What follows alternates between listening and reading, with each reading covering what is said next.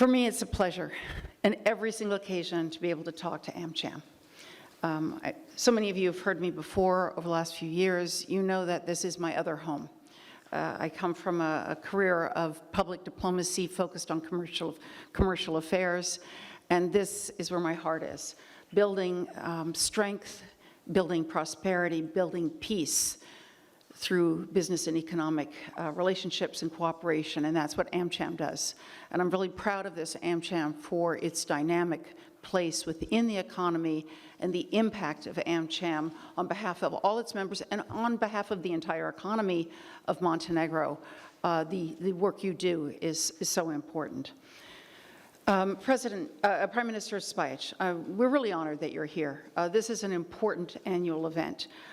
Your commitment to the public service, and we've heard a lot about this recently in your conversations with the ambassador representing the European Union, your experience as a member of the private sector, your vision, your knowledge, and your passion are really, really valued. And your presence today to speak candidly and openly is really important to the business community as a whole.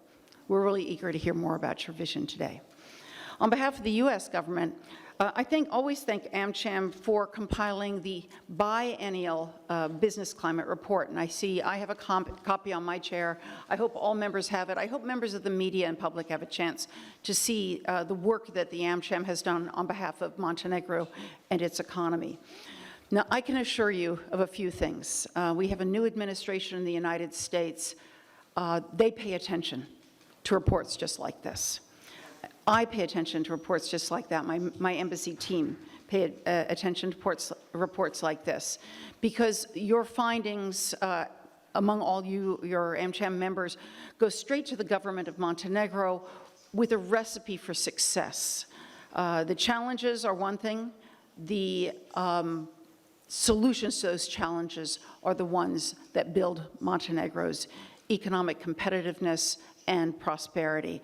And when Montenegro succeeds for American business, we know that America itself succeeds in building more prosperity. So thank you for this report. In practice, what we see in this report is a chance to level the playing field, encourage healthy competition, and enable top-tier American companies like the ones in this room and those who are members of AmCham to participate successfully in the Montenegrin economy.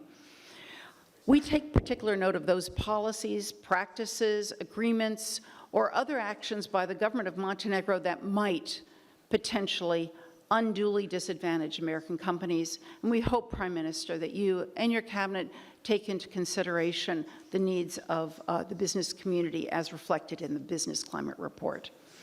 I believe that broader U.S. policy and our efforts and resources to support Montenegro and work with you as a partner, I know that these will be shaped by the hard work that the AmCham has put into creating this document. I've spoken to you a few times about the biennial Business Climate Report. This is a hard report to put together.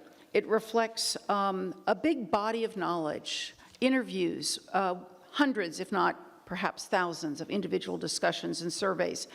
And by putting this information together, there is, as I said, a roadmap that the government can follow. And I want to commend the government for taking seriously that effort and taking seriously Montenegro's rule of dialogue, which Sandra just made reference to. The rule of dialogue is a concept that empowers you, Prime Minister, but it empowers your ministers and your members of your government to work directly with AmCham and its very powerful committees to solve problems. Please remember that dialogue isn't the end goal. Indeed, the end goal is action. But without that dialogue, these issues cannot be raised. And the report that I've just mentioned is a catalyst for action, change, and improvement. I can attest to you, Mr. Prime Minister, that American investors have never been more interested in opportunities in Montenegro than they are now during your term as the Prime Minister of the 44th government. Whether it's infrastructure development, energy projects, tourism, IT, healthcare, and many more areas, My team is so busy fielding questions, responding to inquiries, and providing clarity to American companies, whether they're AmCham members or those who are not yet part of the Montenegrin business community. To help you better understand the mindset of American businessmen and businesswomen, let me give you a few questions that we sometimes hear, and these are real questions. One question: will a valid contract be honored if it's awarded under a previous government? I make no judgments, but I want you to know those are questions we hear. We hear the question, can I trust a tender process to result in an award, or will it get stuck in a quagmire of legal challenges? It's a real question we hear. One question is, will my company be able to recruit a qualified workforce if I invest? I know your commitment to providing that workforce exists, but it's a real question. Another one is, can I rely on the courts to quickly and impartially render a verdict on cases? Mr. Prime Minister, these are challenges. I know you're committed, and your entire cabinet is committed to resolving these issues, and thank you for that. But I wanted to share with candor the kinds of challenges that businesses face or are concerned with. So let's be frank, there's work to be done. I know the time to address them is now. And just like AmCham leans into the rule of dialogue, Prime Minister, I'm glad that your government and the United States has been able to lean into the U.S.-Montenegro economic dialogue in the last year to drive our collaboration. It's been wonderful. In the past year, this dialogue has matured.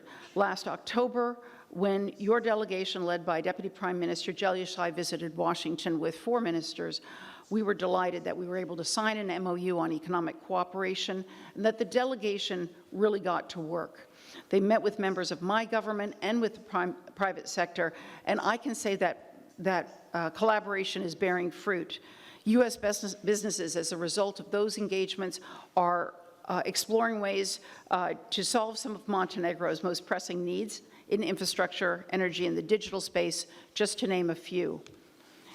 In fact, I know you're aware, Prime Minister, and I appreciate your participation when 7 leading U.S. companies participated in a trade mission just a month ago. Those companies came as a direct result of our collaboration, and I know more are following. Thank you. Thank you also to enabling Deputy Prime Minister Jeljušaj to continue the dialogue's working groups to make real progress. The American companies here in this room and who are coming to Montenegro asking questions want to work with you. They want to work with your government, and they want to work with your businesses. I urge you and all the businesses to work together to make Montenegro safer, stronger, and more prosperous, which is also what the United States aims for, to be safer, stronger, and more prosperous. And when our goals align, we are more strong than ever. So with that, I conclude by thanking you once again.